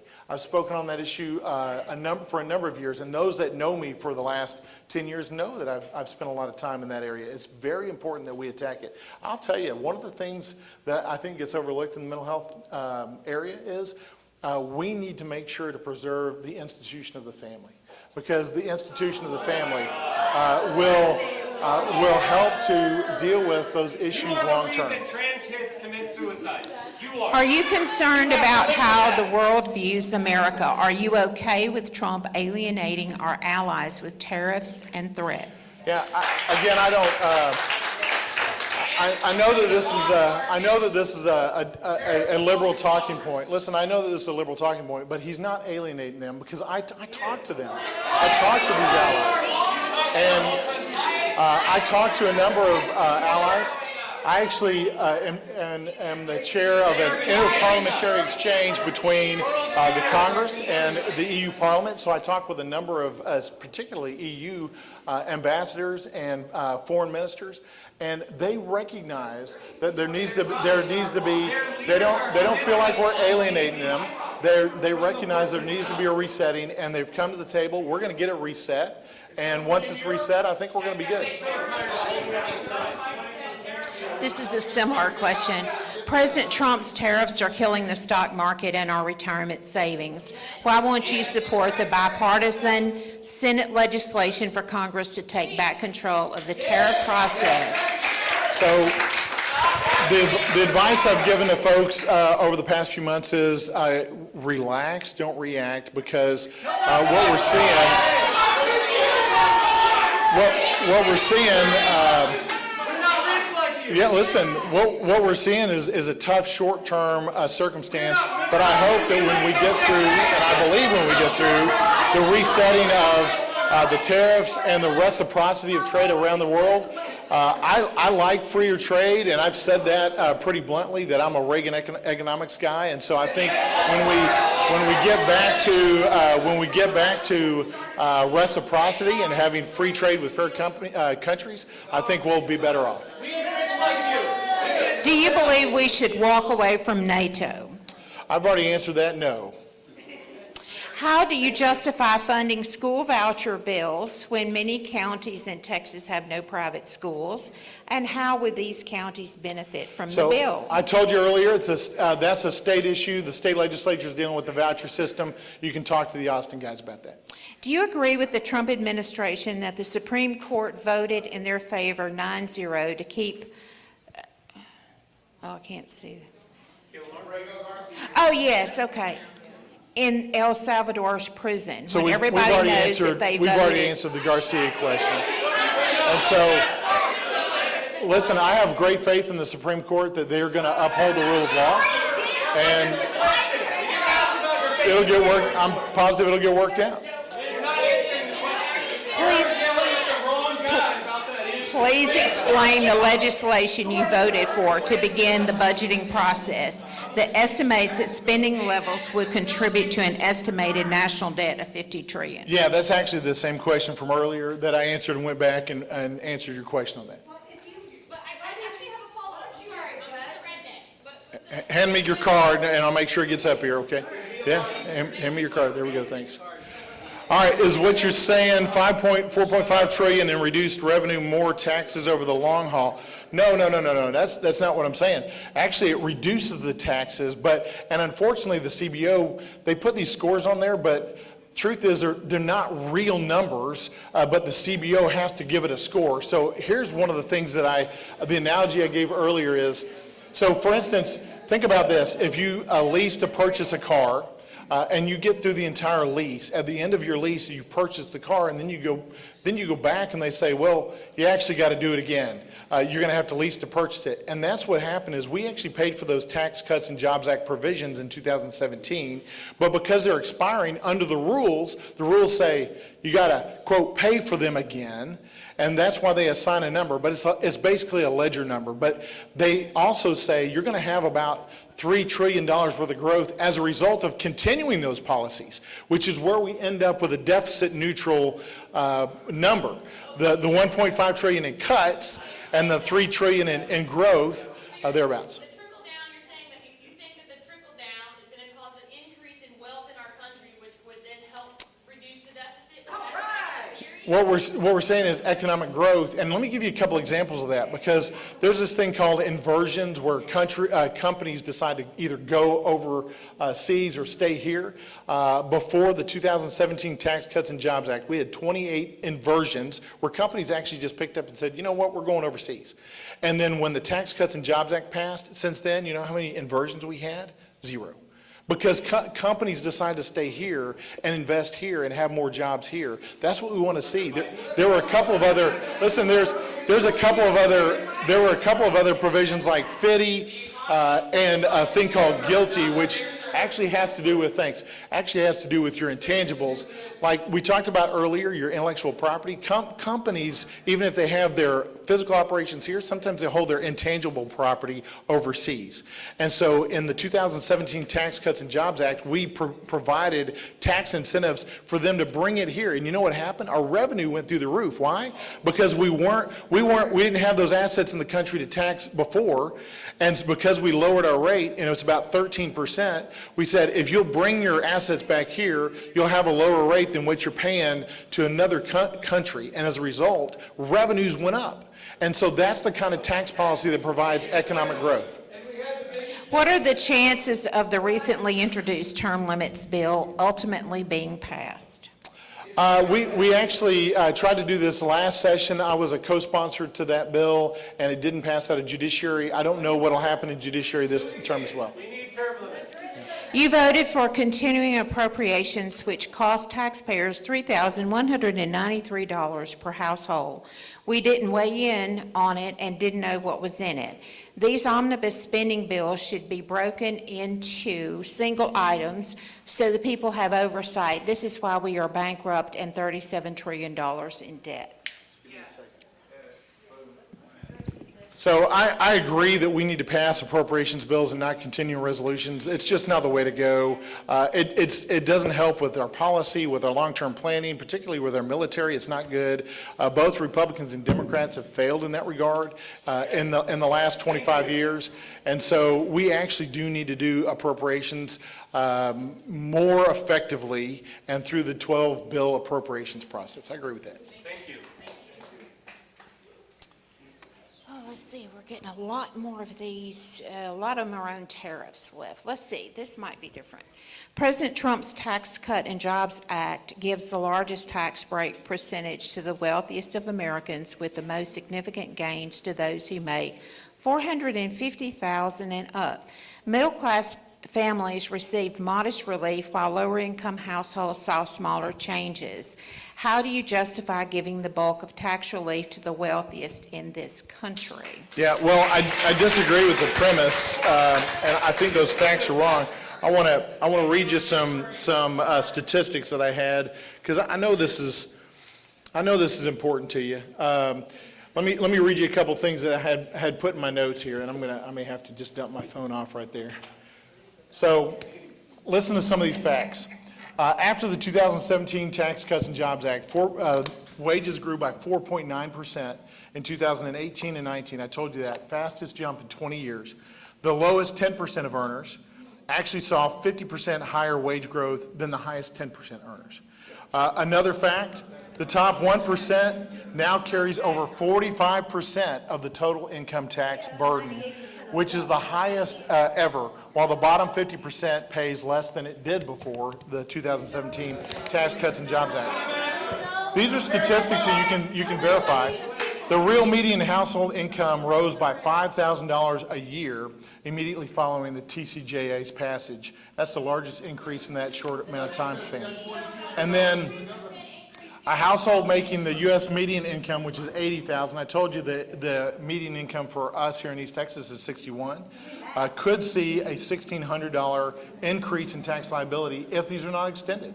That's, for hardworking Americans, I think that's just horrible, and we shouldn't allow that to happen.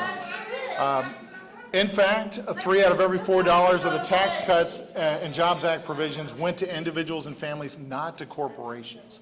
Those are just some facts. What's that? Whoops. Congressman Moran, can you please post that on a newsletter, those facts that you just listed? Can't talk to my water. Listen, by the way, if you're not on my newsletter, I would encourage you to do that. And we have actually used those statistics in our newsletter. Moran.house.gov is how you sign up for the newsletter. It just tells you what we're doing, what bills we filed, what speeches we've given. It helps you guys know what we're up to in Congress. We take great pride in putting a lot of substantive information in there, including this. It's been in there before. I'll talk to my team and we can see if we can scoot it back in the next couple months. How about that?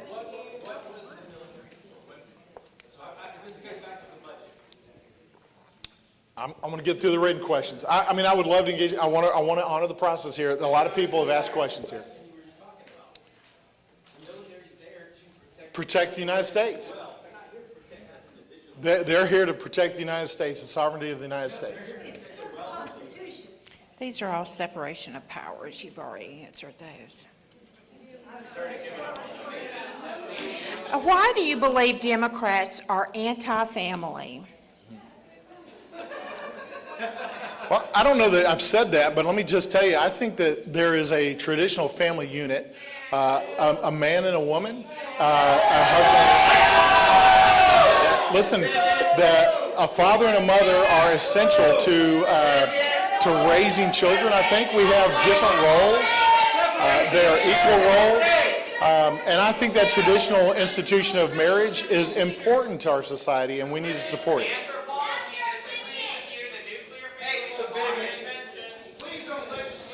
I'm deeply concerned about the 381 books banned at the U.S. Naval Academy to include topics on race and democracy. As someone connected to the military, especially the U.S. Navy's officers, I find it troubling that future officers are being denied access to diverse ideas. Do you support these bans? And if not, are you going to ensure our service members receive a well-rounded, intellectually rigorous education that reflects the freedoms they are sworn to defend? So I wasn't aware of that, actually. I'm not in the military affairs stuff, but listen, I support a full liberal arts education. I think students, when they go to college, what they need to do is they need to learn to think for themselves, right? Would you guys agree with that? And they don't need professors telling them what to think, but helping them, guide them as to how they need to think. I went to West Point for a couple of years and was glad to get that great education there. The Naval Academy, I don't know about that decision or about those books, so I don't know that I can comment specifically on whether or not they should or shouldn't have been taken out.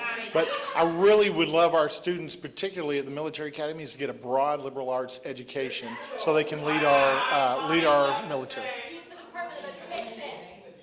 Marjorie Taylor Greene's amendment to H.R. 8771 prohibits funding of USAID.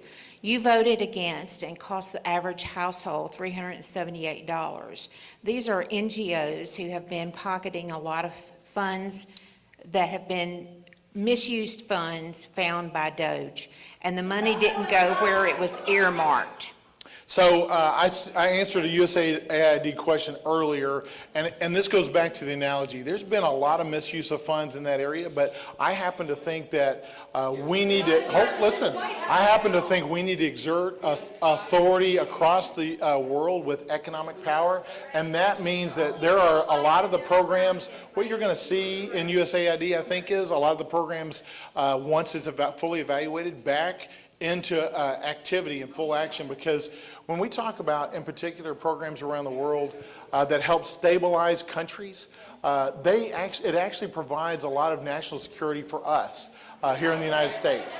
And so those countries with, in particular, terrorist organizations, they thrive on people that can't get food. They don't have the ability to get basics, and so, to the extent that we have appropriate activities in that area, I support that, and I've been pretty clear about that. But there are some pretty atrocious things that came out of USAID too that need to get wiped out and don't need to go back. What are we doing to fight CCP and Russian disinformation in our social media space? How does firing the head of the NSA and stopping cyber operations against Russia support this? Well, what we don't want to do is we don't want to follow the track of the European Union in this regard, because there is disinformation and misinformation out there, no question, in particular from Iran and China and Russia, and that what I call that axis of totalitarianism. But the moment the government begins to decide what is true and not true is the moment that we get in a lot of trouble on both sides of the aisle. So I think government has to be real careful about stepping in that realm to decide what is accurate information and what is not accurate information. And if we provide information, if we provide the institutions of commerce to actually hold each other accountable in that, that's what's worked best for us. Europe has actually engaged in a misinformation, disinformation law that is the government deciding what's true and what's not true. And I've told them, I said, you got to be careful about that, because the next thing you know, government's going to be telling you the wrong thing. And it's true. You see that all the time.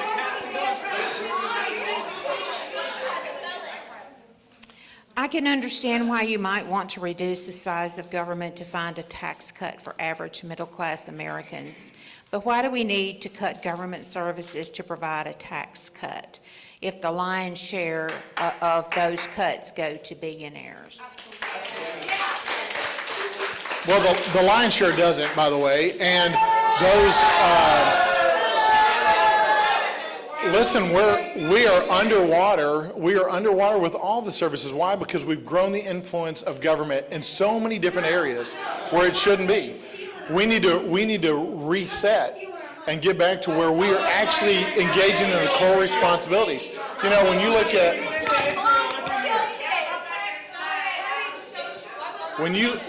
at this chart on the left right here, you'll see that the major health care programs and Social Security and the other mandatory and the interest that we're paying, it takes up everything but about 27% of the stuff that we actually spend. And then if you count the military, by the time you count military and veterans, you're only dealing with about 10% left that's really discretionary that you deal with. And so we have a spending problem across the board. We're not going to fix our debt issue unless we actually attack our overspending. And that means we've got to clean some houses. We are funding a genocide in Gaza. This is about small businesses and manufacturers in Texas. The new tariffs are going to make it very difficult for Texas businesses who manufacture local products with imported inputs like imported upholstery on Texas-made furniture to sell their goods at competing prices. I've spoken with business owners who worry about the survival of the homegrown companies. What can you say to address this? I can say I share the concern about that. And I mentioned that earlier about my tariff stance. I actually had a really long, good discussion yesterday with a business owner in the 1st District of Texas that does the manufacturing of this type of item that you're talking about. And we talked about the difficulties of the supply chain and the the prices and the uncertainty around acquiring the supplies that are needed, and I understand that. I told you guys earlier, I'm a guy that I'm okay with the short-term negotiation strategy, but long-term economic policy from putting tariffs in place. We know tariffs is just another name for tax, and the consumers are going to pay the tax in the long term, and so we have communicated that. I communicated that in open hearing about 2 weeks ago with the U.S. Trade Representative, Ambassador Greer, and did that unabashedly and did that because I think that's the right perspective to take, and that's the right voice we need to have in this moment on that issue. How long are we supposed to be patient and wait for it? Secretary of Defense Hegseth has made several controversial decisions and statements that raise concerns from politicizing military culture to pushing ideology that some believe threatens readiness and morale. How do you see his leadership aligning with the values and standards expected of our armed services? Yeah, I think actually he's providing leadership that is going to get us militarily ready for combat. What you've seen over the past 4 years is you've seen a military that's devolved into DEI-focused issues, and we need military leaders. We need military leaders that are focused on military readiness and preparing for combat. That's the whole point of having the military. Includes veterans. Defense in my entire lifetime. Like, my brother, The Trump administration is targeting news stations, which is free speech, and the Supreme Court past rulings on free speech. I missed the question, I'm sorry. It's about the Trump administration quashing free speech by targeting news stations. Yeah, I think that's in the White House briefing. I answered that question earlier. Frankly, I think that's the traditional news stations of the old just whining about not having a seat at the White House briefings.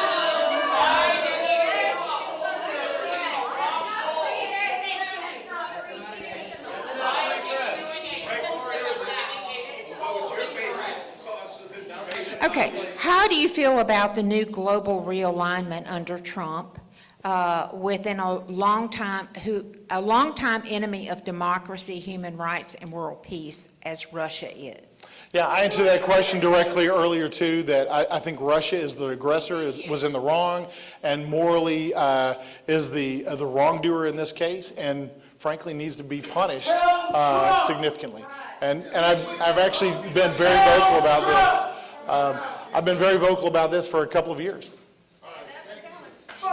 Okay. Should the president be able to unilaterally impound funds authorized by Congress? I missed that question too.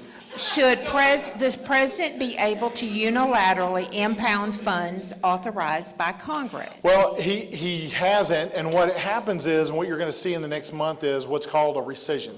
So when DOGE actually identifies these things that need to be cut, what they do is they refer it to they refer that to the department heads, but the executive branch actually has to put together a rescission bill to send to Congress for us to rescind that funding before it's actually, quote, defunded. It's still out there until we rescind it. So it's got to go through the legislature. I think you'll see that probably in the next 2 months.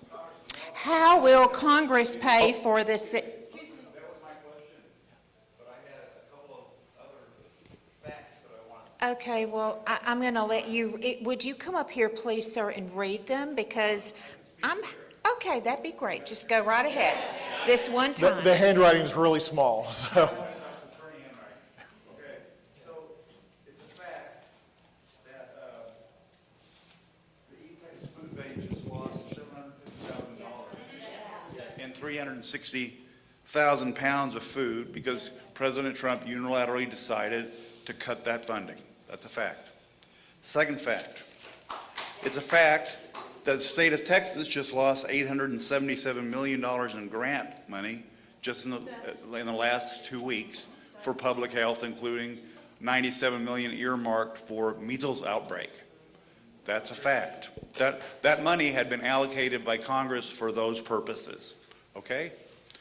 And the other thing is, there's been a lot of Social Security changes, not directly affecting benefits, but affecting how those benefits are delivered. Like, for example, I called your office on this and I never got a reply.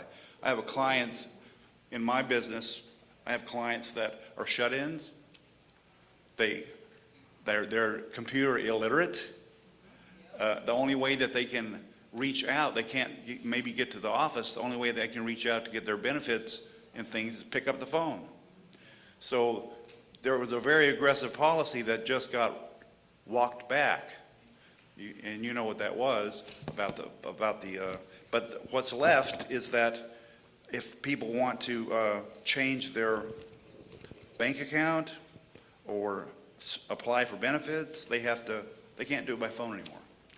And Yeah, so, and one other thing, if I can, please. Go ahead. I thought you were done. Yeah, I've got clients that whose employers stole their 401k money and their IRS tax payments, and they recently went here to the U.S. Attorney and the FBI, and they sat down with them, with the Department of Labor, an FBI agent, and U.S. Attorney, and what their answer was, there is evidence of criminal activity.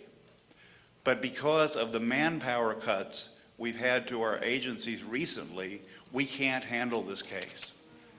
So, my question then is, these funds for the people, these funds for Social Security, these funds for the food bank, these funds for the state of Texas were all appropriated by Congress.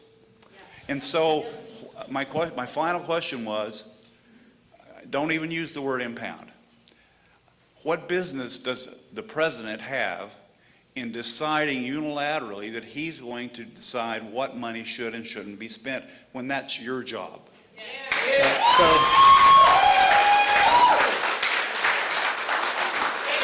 Again, we're on the very front. Great questions. We're on the very front end of that resetting on a number of spending items, and I think you're going to see some of it. As you said, some of it was already pulled back. Some of the orders that were issued were pulled back, and I think you're going to see more of that as we understand how it all falls out. Let me address the food bank first of all. Anybody that's known me for a while knows that as county judge, I mean, I did a lot with the food bank, and we really love the food bank, and we supported them in a lot of ways. Most of, and I would say all, but I don't know for a fact, but I think at least most, I think it's all of the money that was taken away from the food banks around the nation had to do with 2 Biden-era programs that are not very long, old. And so here, listen, the point of that is, it's not like this. It's not like the funding, and we need to figure out. We need to figure out how to support our. Listen, I'd like to answer this in particular with the food bank. It's something close to my heart. I would really like to figure out how do we make sure that we are cutting where we need to cut and saving where we need to save. And no question that process takes a while to go through. That's why I used the example earlier of. That's why I used the example earlier of pulling everything out of the garage and looking at it, and some of it goes back and some of it doesn't. So there's a time frame associated with that. But there is a need for us to recognize that the federal government is not the answer to every single problem in our country. And the federal, listen, as good a causes as we have in East Texas, the federal government cannot fully fund every great cause. And so what I think philosophically is we need to work through with them specifically, because that issue is close to my heart as well. But then we also need to recognize that if we are actually going to get to a deficit neutral place and not keep growing our deficit, that we're going to have to cut in some areas. And we might start with those things that came in most recently, because those are the things that probably need to go out most quickly. Do you support the pardoning of the January 6th rioters who were convicted of violence against law enforcement officers? So what I've said before on this J6 question is the same answer I'm going to give you today, and that is I support the equal application of the law. And what you saw in the last administration was not the equal application of the law. And in fact, there were a lot of folks that got sent to prison under J6 that should not have been sent to prison. And what we saw is very similar. We saw very similar activity. We saw very similar activity on the other side, like BLM protesters, and those folks were not prosecuted. So if you have equal application of the law and not one group targeted over another target, that's what I want to see happen. So I supported the pardons because I thought it got us back to where we needed to be. Okay, these are the last two. How long can you ignore your conscience? Do you feel you're defending the Constitution? And do you feel that you're upholding your oath of office? Yeah, I do. I know we have sincere differences of opinion here. I know we do. But I sincerely believe I'm upholding my oath of office, that we're defending the Constitution, that we're doing the things in Congress that reflect the principles and the values of East Texans. I feel humbled and privileged and actually, to the comment on the front row, it's not just the conservatives. You heard me actually say things tonight and gave you answers